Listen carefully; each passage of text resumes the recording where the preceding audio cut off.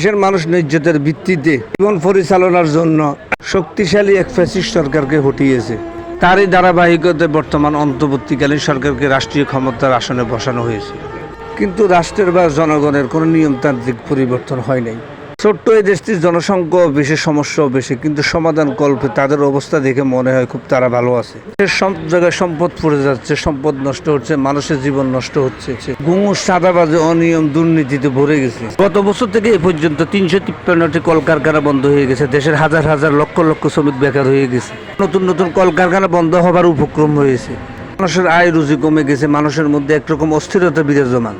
মধ্যবিত্ত গরিবের কাতারে, গরিব নির্ভ কাতারে নেমে এসেছে। তাদের আনন্দ উচ্ছ্বাস দেখে মনে তাদের দায়িত্বের যুক্তির সাথে সার্বিক উন্নয়ন ব্যবস্থাপনা যথাযথ আছে।